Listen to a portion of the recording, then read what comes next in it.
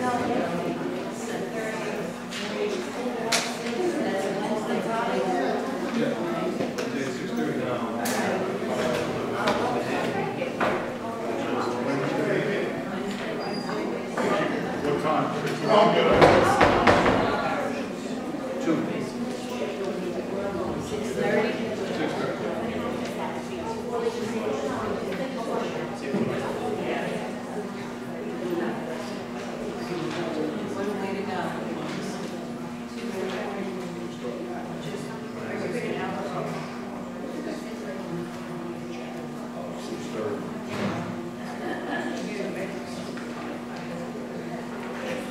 ha ha!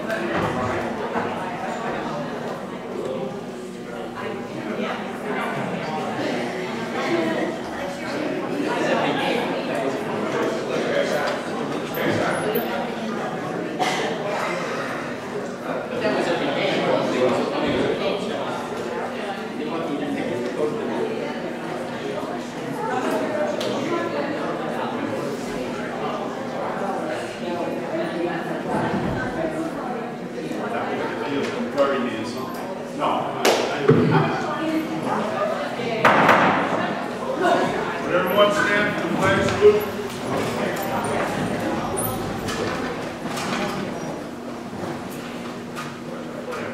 Right here, here you go.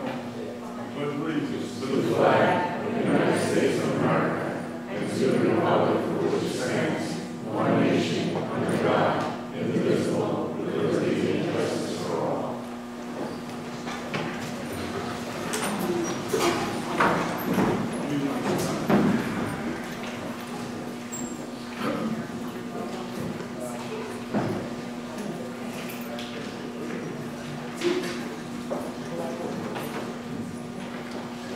Roll call.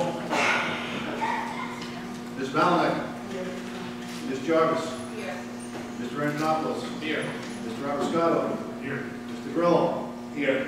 Mr. Donovan. Here. Ms. Keefe. Here. Ms. Alcieri. Mr. Bono. Here. Adequate notice of this meeting has been provided by the following means. Annual notice was sent by the Herald and News, the Record, the South Bergenite, the Observer, Township Clerk, and posted in the lobby of the Town Hall and Board Office, setting forthcoming scheduled work meetings and public meeting of the Board. Approval of minutes for meeting number 5. So, second. Number 4.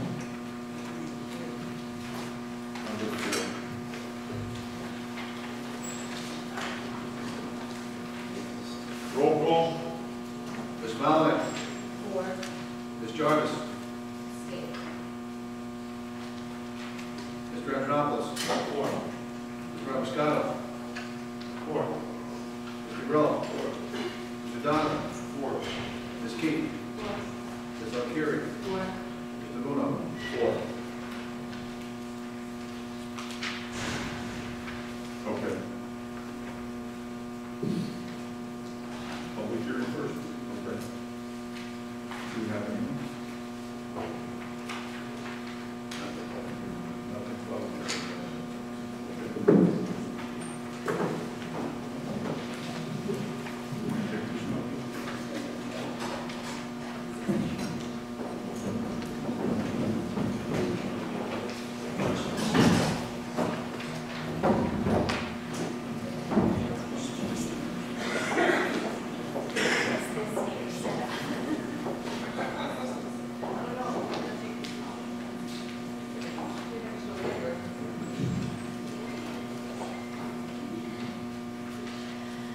Good evening.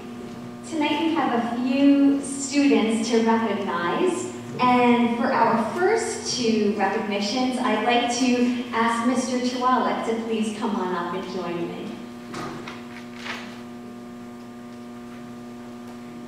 And before I turn this over to Mr. Chiwalik so he can really brag about the accomplishments of these students, I want to brag a little bit about Mr. Chiwalik, and we know that he is only one of the many faces of our outstanding music program, but they offer these kids their time, their knowledge, their expertise, but most of all, their hearts.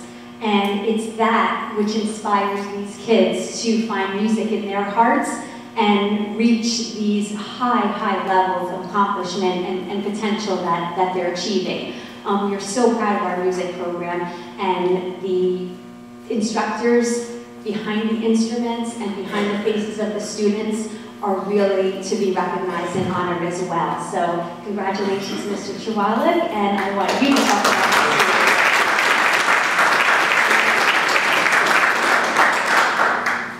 I'm not sure I can do that now that I'm blushing. Thank you very much. Performer, you got this. Thank you very much. Tonight we'd like to recognize 2 of our 8th grade band students, Dean Wise and Maria Cascio, if they want to come up.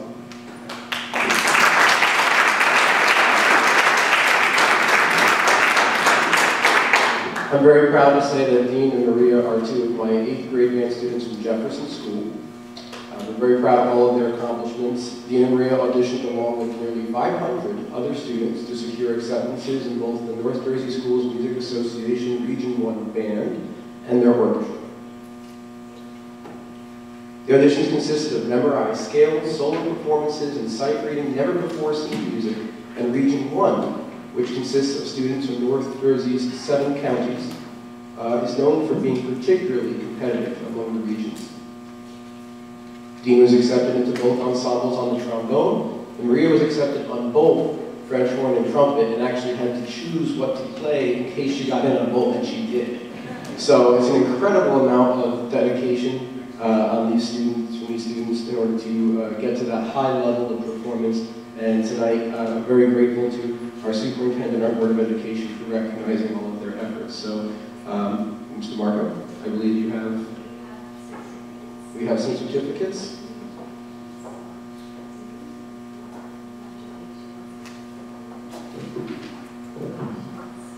And the North Jersey Schools Music Association was kind enough to send us commemorative pins for both Dean and Maria to remember their participation throughout the years. So it's my pleasure to present these to them. And thank you again, Mrs. DeMarco, for all of your support.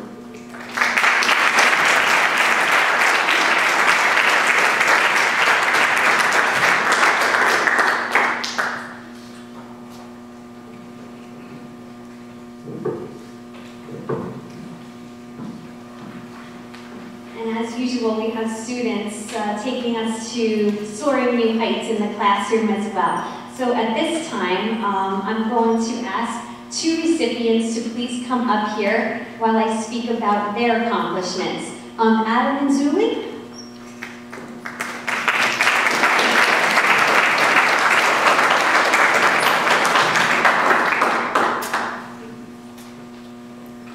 So every once in a while, I have the distinct pleasure of receiving in my daily folder something that just makes me put a sticky on it that just says, wow, this is great. And that was exactly what I did when I received this news.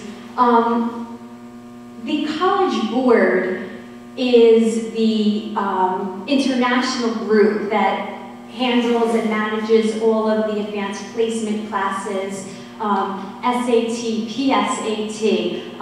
They run a bar of assessments for students at multiple levels. And what the College Board then does is they break down and analyze the data. And from that data, they are really able to zone in on those students whose accomplishments far outshine the accomplishments of others, not only nationally, but internationally. So that's what we're talking about here, folks, right? Something to smile about for sure. So both Adam and Zuli scored in the top 2.5% on the PSAT among all Hispanic and Latino test takers in this entire region of the United States. How awesome is that?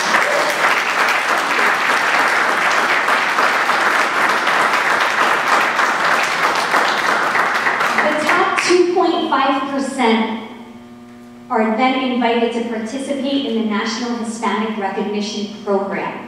So both of these students were given that invitation. Both students will have that opportunity. And not only do they represent themselves, but they represent Lyndhurst High School and the entire district and all the work that we're doing. And for those of you who may not know the difference, the PSAT is just a practice SAT. So the levels of rigor are just as high, the challenges are just as great, and these accomplishments are just outstanding. So thank you for representing the blue and gold so, so well. And congratulations to you and your families. Great job.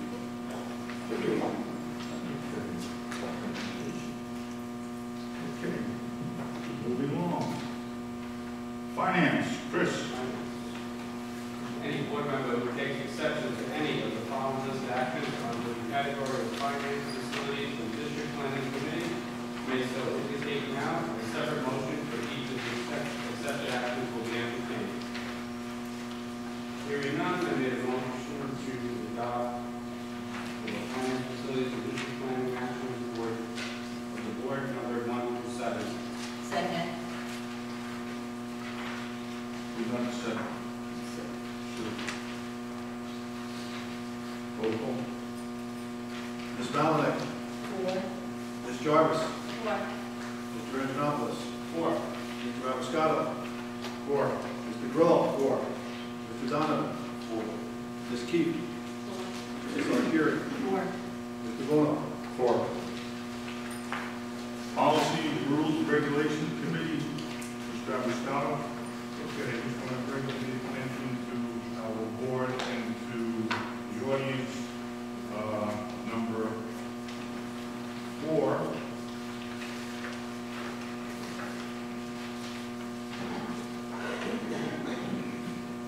Be it resolved that the Lyndhurst Board of Education hereby proclaims Teacher Appreciation Week, May 6th through 12th, 2018, for the purpose of providing public recognition and appreciation for the dedication and contributions of the classroom teacher, not only to our communities as a whole, but to each of us individually as citizens.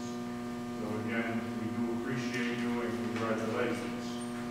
Also, number 5, be it resolved that the Lyndhurst Board of Education is hereby declare May 13th through the 19th, 2018 as Special Education Week.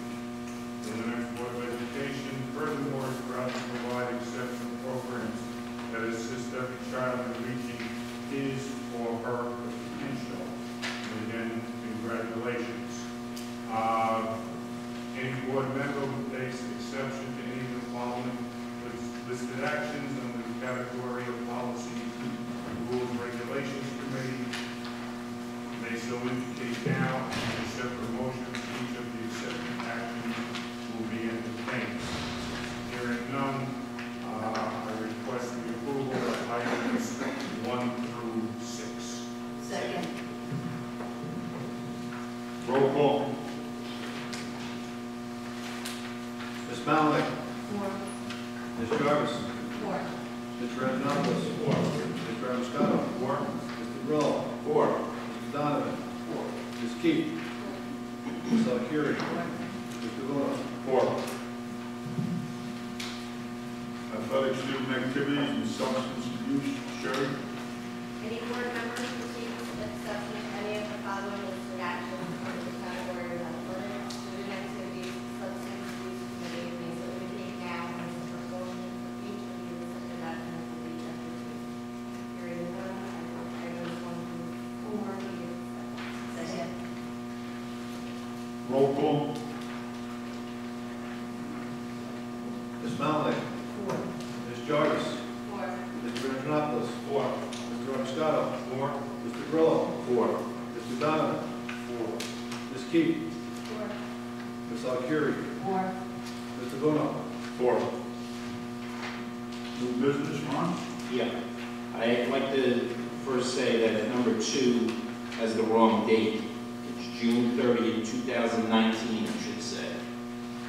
So, any board member who takes exception to any of the following listed actions under the category of new business may so indicate now, and a separate motion for each of the accepted actions will be entertained.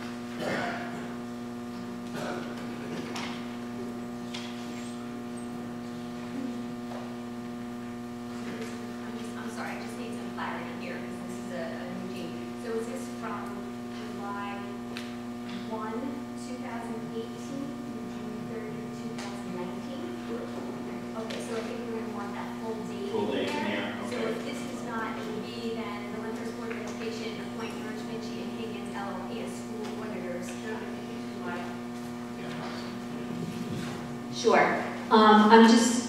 We just having some conversation on item number 2 under new business. So my understanding from Mr. Grillo and Mr. Bisick is that this cost of $35,000 actually runs from July 1, 2018 through June 30th, 2019. Is that correct? Right.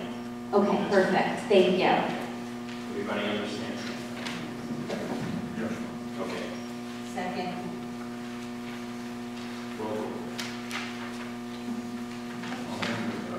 Ms. Malinick. 4.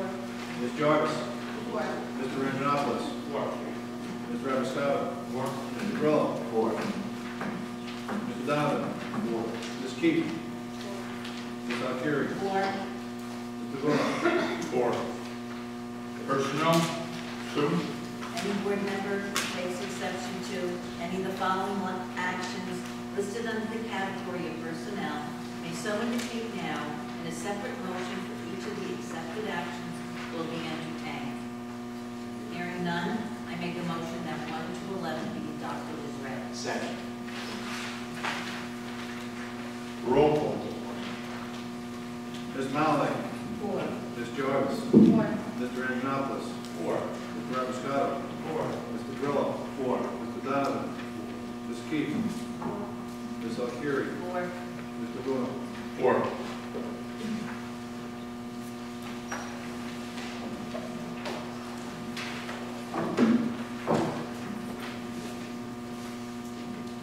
Okay, public hearing on non-agenda items. We have 3 people. Annie Metcalf.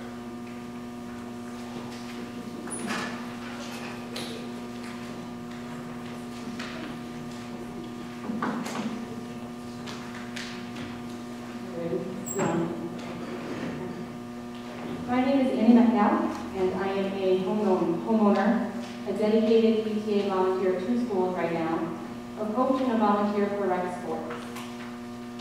The reason I say that is I want to know that I'm invested in this town.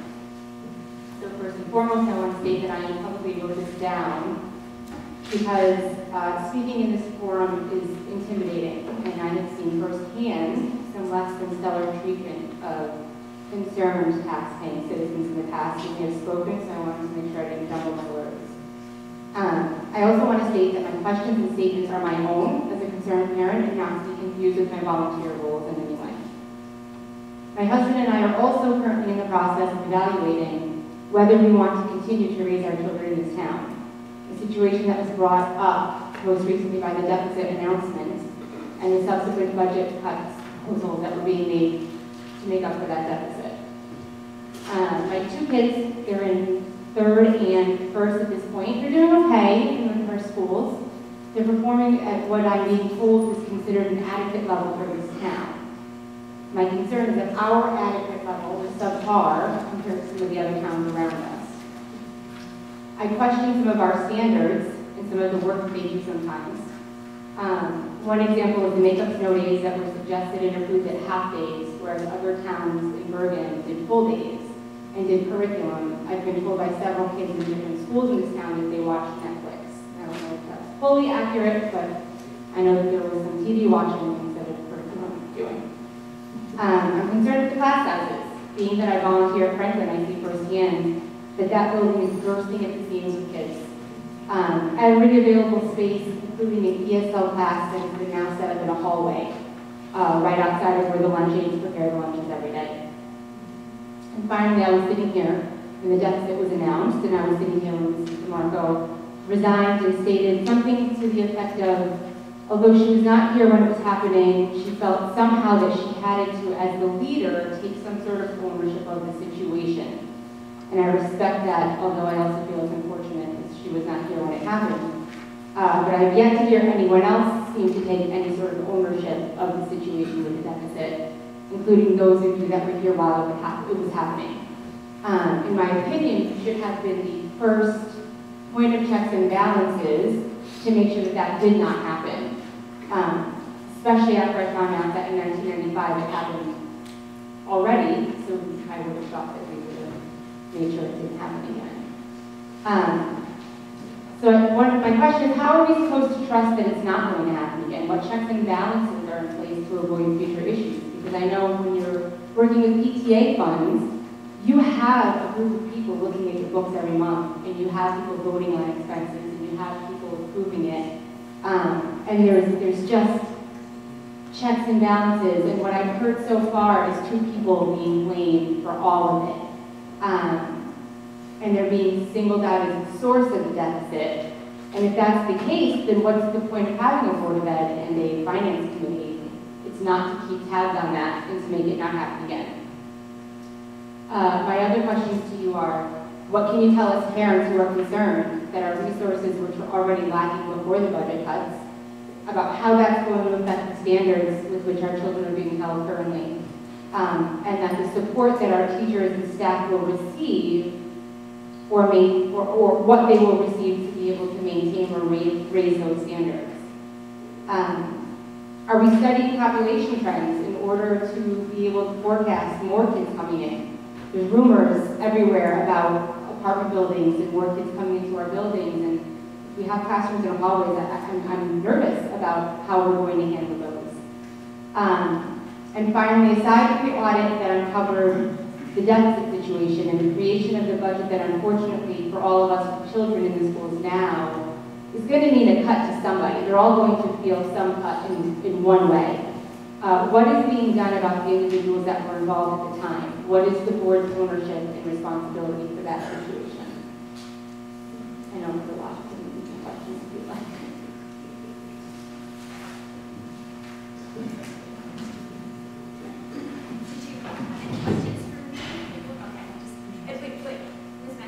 That Netflix thing, very disturbing. We'll look into that. But those rumors certainly, I just want to clarify that. I don't know what to make of that, so I don't want to certify that as accurate. But at the same time, a statement like that is very concerning to me, and I will definitely be looking. I think it was what it might have been subs. Was that? I think it might have been what it was subs. Okay, but even at that, we want to keep the kids busy for those 4 hours, so thank you for that information.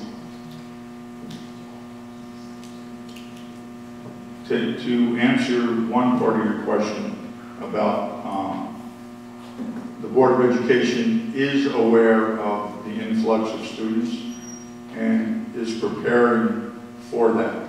Do we know what the number is? No, unfortunately, we have no control down there. Right. They send us whatever they want to send, and there's nothing we can do about it. Okay, but we are preparing for that as a board. Another part of your question? So, what can you tell me as a parent about the resources for the kids next year? Okay, there are no programs and nothing being cut from the children. Aids in classrooms are not being cut? Well, not to the point where it would affect instruction. Okay? Right now we have... Aids are being cut? Huh? I'm sorry, aids are being, at the kindergarten level, are aids being cut from that grade level? You know what? Oh, it was, right? I thought it So I think if I can just clarify, there is indeed a reduction in the number of aides that we will be employing next year, and that's twofold. One reason is because the purpose of aides, we have to make sure that we're never imposing upon the LRE. So the LRE is the least restrictive environment, and in education, special education as well as general education, we have to make sure that students are in the least restrictive environment, and when they need a more restrictive environment, the appropriate resources, whether they're human resources or other, are put in place. What we recognized was we had situations whereby the number of aides far exceeded what was required of our district. That being said, we also, with the addition of the kindergarten section next year, we're allocating money towards an additional kindergarten section. That will ultimately reduce the kindergarten class size below the 25 level. So currently, as per state code, when you have a kindergarten classroom with 25 or more students, you must have an aide with the teacher. Also, as per code, a kindergarten teacher certificate allows them to teach up to 25 students on their own.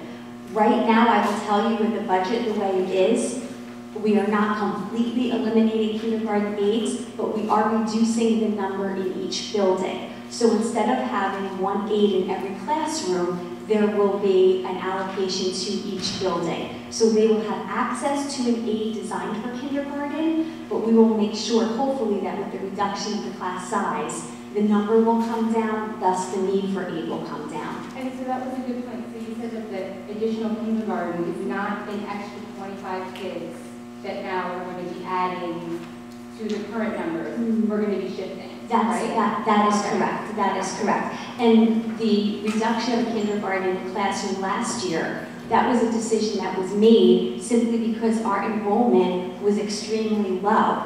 And it seemed as though September 1st or 2nd came around, and parents suddenly looked at their kids and said, oh, you're fine, I have to enroll you in kindergarten, which I completely get as a So we parent. lost one, now we're gaining that one. Exactly, you're getting that one back, and hopefully that, I just actually pulled kindergarten numbers today, so right now we're running 26 and 27 in class. So roughly you can imagine if we had the same high number next year, think of that many pulled from each section, reducing that number, making those classes much more what we would want a kindergarten to be, and adding in another faculty member.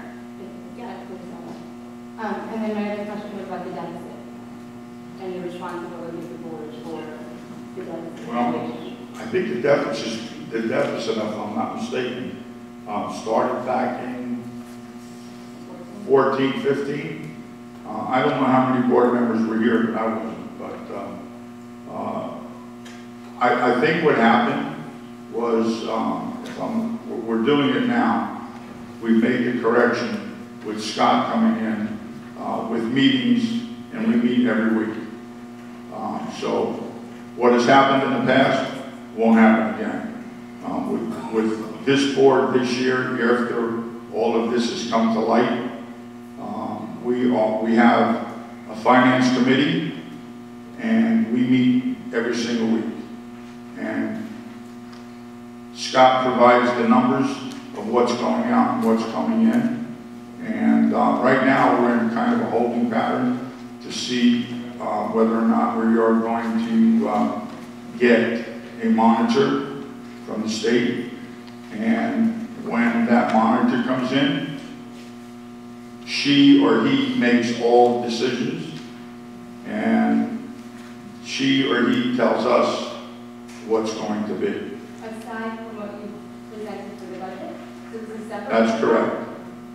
And when you say holding pattern, why? What, like when will we do? It should be soon. There you go. Just so everybody knows, our 18-19 budget was approved by the county Friday. That'll come out later from the finance committee. That was approved. With that approval, now all the proceeding transactions now go to the county, go to the state, and at this time we'll find out shortly if and when we get the monitor. My assumption is yes, if that's the case, it'll be sometime in June. Don't try to get it in writing, and we'll know for sure, but I would And say. the monitor would just be, The monitor's main goal is controlling fiscal policy. They oversee the entire fiscal policy of the district. Anything the board wants to put it in an act, that monitor gives a yay or nay to it. They go for the whole scope. I handle information required from my end, from the board's end, they review it, and at that point, we make a decision, yes or no. but if the budget was approved, they can't then tell you to make changes to that budget? Most times, you want to get it in like we did, so you don't make changes. That's why we cut back like we did to prevent any further cuts. So I'm hoping that it stays packed, but I can't say yes or no. But there's a chance, but it was approved at the state, so in theory they should have. Correct. Correct. Cuts above what we were. Correct. That's why they were very strict on how the process, and once we get approved, they approved it Friday, so, okay. You're welcome. You're welcome.